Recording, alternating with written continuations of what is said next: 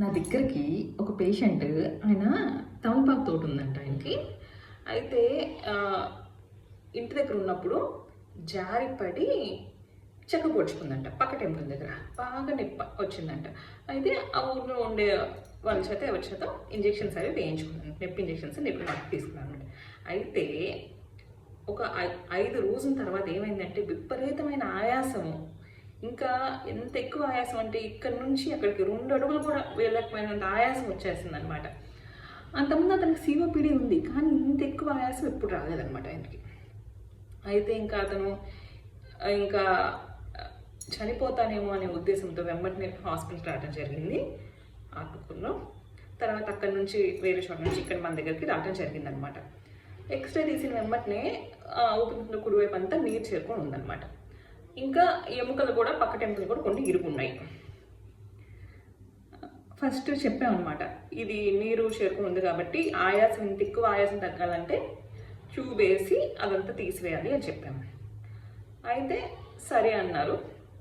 Tube వేసిన వెంబటనే almost 1 litre plural fluid అనమాట అంటే లంగ్స్ బయట పొరలో నీరు పేరుకొని పోయింది.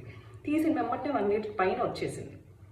అయితే కొంచెం రక్తంతో మిక్స్ అవ్వడం ఉంటాను, హీమోథోరాక్స్ అంటారు దాన్ని. అదంతా ఎవాక్యువేట్ చేసాము. అయిపోయిన తర్వాత చాలా ఎక్కువ ఫ్లూయిడ్ అనమాట. తర్వాత కూడా వస్తూనే ఉంది. తర్వాత మేము ఆయన ఆయాసం తగ్గిందని చెప్పాడు.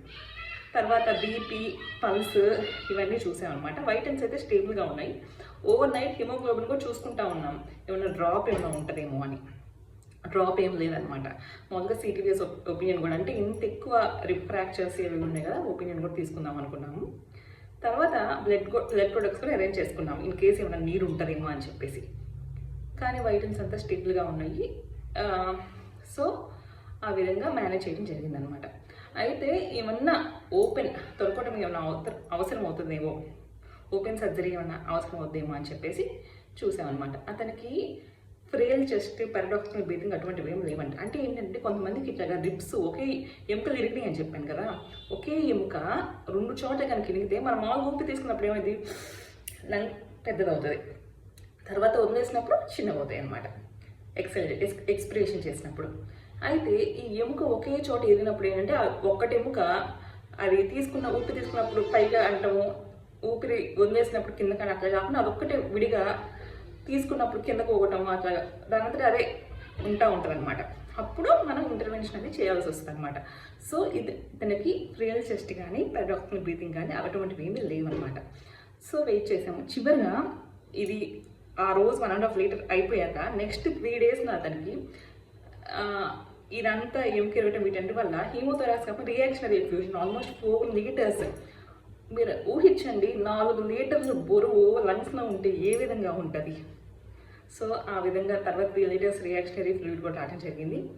ఓవరాల్గా అతను అసలు at that moment of time ఆ హాస్పిటల్ ఎంటర్ అయినప్పుడు నేను మేబీ ఇంకా ఉండనేమో అన్నట్టు ఉన్నారంట. కానీ ట్రీట్మెంట్ అంతా సేఫ్గా జరిగింది.